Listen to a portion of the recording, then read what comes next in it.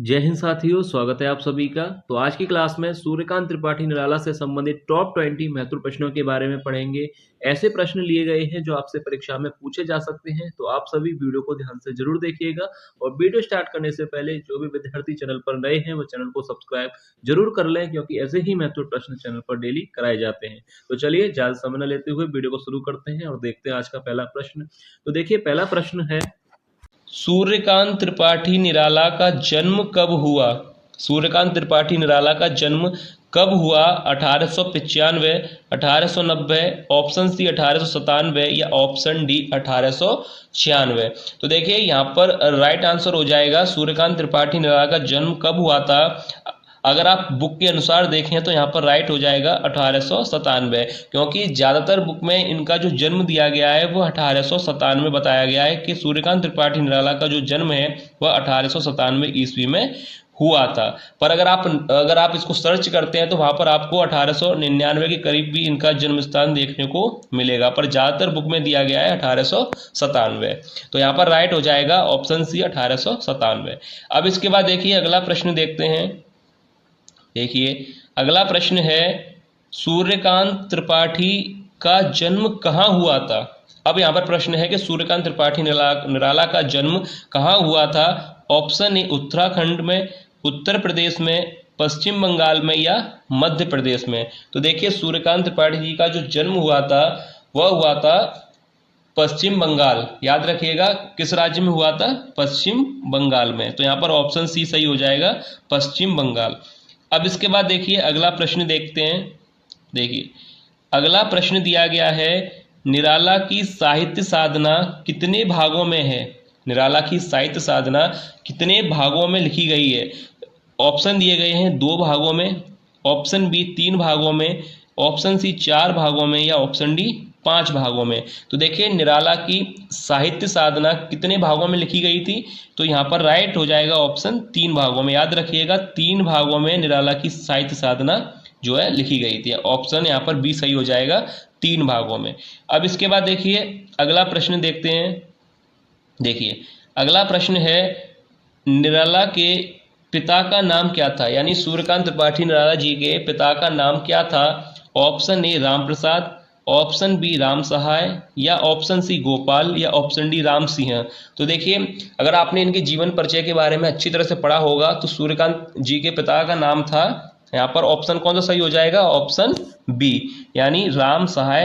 यहाँ पर कंप्लीट नाम मैं आप लोगों को बता दूं, राम सहाय त्रिपाठी। याद रखिएगा निराला जी के जो पिता थे उनका नाम है राम सहाय त्रिपाठी। ठीक है, तो ऑप्शन बी यहाँ पर सही हो जाएगा, राम सहाय त्रिपाठी उनके पिता का पूरा नाम है, राम सहाय त्रिपाठी। याद रखिएगा, तो ऑप्शन बी यहाँ पर सही हो जाएगा। अब इसके बाद अगला प्रश्न देखते हैं। देखिए अगला प्रश्न यहाँ पर दिया गया है, निराला का उपन्यास अप्सरा कब प्रकाशित हुआ? देखिए काफी अच्छा प्रश्न है एग्जाम के लिए। निराला का उपन्यास अप्सरा कब प्रकाशित हुआ था? सन 1930 या 1931, 1932 या 1933। तो देखिए अप्सरा जो उपन्यास था वह कब प्रकाशित हुआ था? तो देखिए यहाँ पर राइट हो जाएगा ऑप्शन बी, यानी 1931 में जो है इसका प्रकाशन हुआ था। याद रखिएगा ऑप्शन बी यहाँ पर है, जो कि काफी ज्यादा महत्वपूर्ण प्रश्न है। सूर्यकांत जी से संबंधित अगर प्रश्न बनते हैं तो उसमें ये पंक्ति भी अगर आपसे पूछी जा सकती है। पंक्ति पूछी गई है, तुझे बुलाता कृषक अधीर, हे जीवन के पारावार। तो देखिए ये जो पंक्ति है, उपयुक्त पंक्ति किस काव्य से ली गई है? प्रश्न कितना महत्वपूर्ण प्रश्न है। तुझे बुलाता कृषक अधीर, हे जीवन के पारावार। तो ये जो पंक्ति है वह किस काव्य से ली गई है? ऑप्शन दिए गए हैं, राम की शक्ति पूजा या बादल राग, सरोज स्मृति या ऑप्शन डी मतलब कोई नहीं। तो देखिए ये जो पंक्ति है वह किससे ली गई है? ऑप्शन सही हो जाएगा बी, बादल राग से। याद रखिएगा ऑप्शन बी सही है, बादल राग। अगर ये पंक्ति आती है तो इसका राइट आंसर रखिएगा, ये पंक्ति है बादल राग से संबंधित। अब इसके बाद देखिए अगला प्रश्न यहाँ पर दिया गया है। अगला प्रश्न है, सरोज स्मृति काव्य का रचना काल है। सरोज स्मृति काव्य का रचना काल है। ऑप्शन देखिए, पहला ऑप्शन है 1930, या 1933 या 1938 या 1935? तो देखिए अगर सरोज स्मृति से संबंधित प्रश्न बनता है कि इसका जो रचना काल है, तो याद रखिएगा ऑप्शन डी यहाँ पर सही हो जाएगा 1935। याद रखिएगा सरोज स्मृति से संबंधित अगर रचना काल के बारे में पूछा जाए तो 1935 जो है बिल्कुल करेक्ट आंसर है। याद रखिए 1935। काफ़ी महत्वपूर्ण प्रश्न लिए गए हैं आज की वीडियो में, तो आप लोग देखिएगा, क्योंकि जो आप लोगों को प्रश्न कराए जा रहे हैं वो काफ़ी ज़्यादा जो है महत्वपूर्ण होते हैं, जो किसी ना किसी परीक्षा में भी पूछे गए होते हैं। तो इसलिए आप लोग वीडियो को जरूर देखा कीजिए, क्योंकि कोई प्रश्न आपसे गलत नहीं होना चाहिए। अगर ये प्रश्न एग्जाम में आते हैं तो आप लोगों से गलत नहीं होने चाहिए। अब इसके बाद देखिए आगे यहाँ पर प्रश्न दिया गया है। देखिए फिर यहाँ पर एक पंक्ति दी गई है और पूछा गया है कि किस कविता से है। देखिए पंक्ति पढ़ते हैं, माँ की कुल शिक्षा मैंने दी, पुष्प सेज तेरी स्वयं रची। ये जो पंक्ति है निराला की किस कविता से है? तो यहाँ पर ये पंक्ति दी गई है और पूछा गया है कि निराला जी की किस कविता से ये उद्धृत है। तो यहाँ पर ऑप्शन दिए गए हैं कि राम की शक्ति पूजा, या बादल राग, सरोज स्मृति, या ऑप्शन डी कोई नहीं। तो देखिए ये जो पंक्ति यहाँ पर दी गई है, इसका जो राइट आंसर हो जाएगा, ये पंक्ति ली गई है सरोज स्मृति से। याद रखिएगा ऑप्शन सी यहाँ पर जो है बिल्कुल सही आंसर हो जाएगा कि माँ की कुल शिक्षा मैंने दी, पुष्प सेज तेरी स्वयं रची। तो यहाँ पर राइट हो जाएगा आंसर ऑप्शन सी सरोज स्मृति। अब इसके बाद देखिए ये प्रश्न भी काफी महत्वपूर्ण पंक्ति है, हो सकता है आपसे एग्जाम में पूछी जाए, तो याद रखिएगा। अब इसके बाद देखिए अगला प्रश्न यहाँ पर देखते हैं। देखिए अगला प्रश्न दिया गया है, सूर्यकांत त्रिपाठी निराला का जन्म बंगाल के किस जिले में हुआ था? अभी आपको जो पहला प्रश्न आया था उसमें पूछा गया था कि किस राज्य में हुआ था, तो वहां पर आंसर था पश्चिम बंगाल। अब एक चीज आपको क्लियर है कि सूर्यकांत जी का जो जन्म था वो पश्चिम बंगाल में हुआ था। अब यहां पर पूछा गया है कि किस जिले में हुआ था। ऑप्शन दिए गए हैं परगना, दार्जिलिंग, सिलीगुड़ी या मेदिनीपुर। तो देखिए याद रखिएगा ऑप्शन डी यहाँ पर सही हो जाएगा मेदिनीपुर में। अब क्लियर आपको समझ में आ गया होगा कि सूर्यकांत त्रिपाठी जी का जन्म पश्चिम बंगाल के जिले मेदिनीपुर में हुआ था। तो यहाँ पर एक चीज आपको क्लियर हो गई, जन्म के बारे में भी आप लोगों को बता दिया गया है। अब इसके बाद देखिए अगला प्रश्न यहाँ पर दिया गया है। देखिए अगला प्रश्न है, किसने सूर्यकांत त्रिपाठी को ओज और औदात्य का कवि कहा है? देखिए प्रश्न काफी महत्वपूर्ण प्रश्न है कि किसने सूर्यकांत त्रिपाठी को ओज और औदात्य का कवि कहा है? रामविलास शर्मा ने, option B Ganga Prasad Pandey, option C Ram Kumar Verma, या ऑप्शन डी रामधारी सिंह दिनकर। तो देखिए किसने सूर्यकांत त्रिपाठी को ओज और औदात्य का कवि कहा है? याद रखिएगा इस प्रश्न का राइट आंसर हो जाएगा ऑप्शन ए, यानी रामविलास शर्मा। ओज और औदात्य का कवि सूर्यकांत त्रिपाठी जी को किसने कहा था? रामविलास शर्मा ने। याद रखिएगा काफी अच्छा प्रश्न है एग्जाम के लिए, इसलिए यहाँ पर मैं पहले इंपोर्टेंट यहाँ पर लिख दूं। देखिए अच्छा प्रश्न है, एग्जाम में पूछा जा सकता है आप लोगों से, तो याद रखिएगा ऑप्शन ए यहाँ पर सही हो जाएगा रामविलास शर्मा।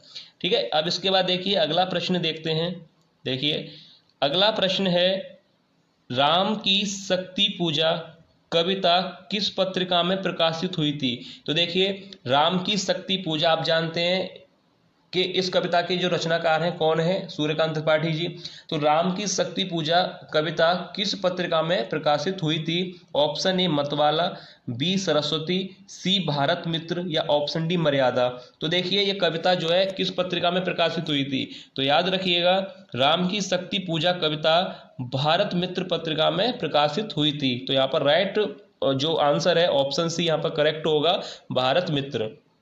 याद रखिएगा अगर आपसे पूछा जाता है तो याद रखिएगा भारत मित्र पत्रिका में राम की शक्ति पूजा नामक कविता प्रकाशित हुई थी, याद रखिए।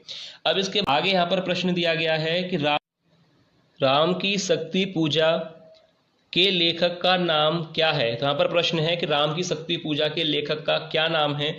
Option A Tulsidas, B Suryakant Tripathi Nirala, C Surdas, या ऑप्शन डी वाल्मीकि।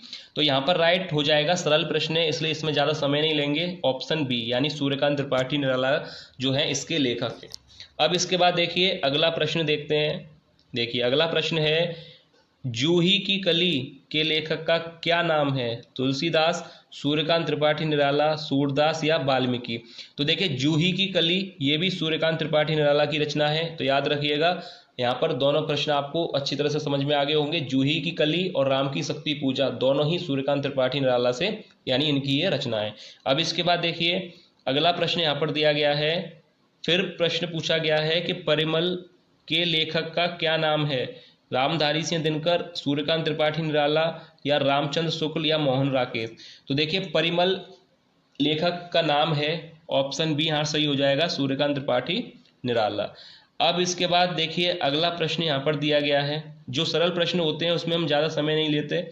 अब देखिए ये प्रश्न यहाँ पर दिया गया है, निराला का प्रथम काव्य संग्रह है। देखिए काफी महत्वपूर्ण प्रश्न है। निराला का प्रथम काव्य संग्रह है। Option A Parimal, B Saroj Smriti, C Anamika या ऑप्शन डी गीतिका?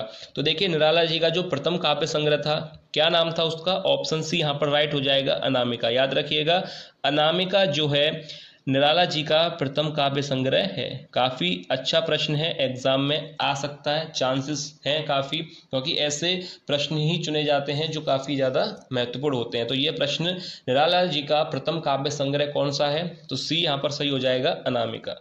अब इसके बाद देखिए अगला प्रश्न यहाँ पर दिया गया है। प्रश्न पूछा गया है कि निराला का कौन सा काव्य हिंदी का प्रथम शोक गीत है? देखिए ये भी प्रश्न काफी महत्वपूर्ण प्रश्न है कि प्रथम शोक गीत निराला जी का कौन सा काव्य है हिंदी का प्रथम शोक गीत? तो ऑप्शन दिए गए परिमल है, सरोज स्मृति है, अनामिका है या तोड़ती पत्थर है? तो देखिए यहाँ पर राइट आंसर हो जाएगा ऑप्शन बी, सरोज स्मृति, यानी शोक गीत है सरोज स्मृति। देखिए ये भी प्रश्न जो है काफी अच्छा प्रश्न है एग्जाम के लिए। यहाँ पर पूछा गया था कि निराला जी का कौन सा काव्य हिंदी का प्रथम शोक गीत है? तो राइट आंसर हो जाएगा ऑप्शन बी, सरोज स्मृति।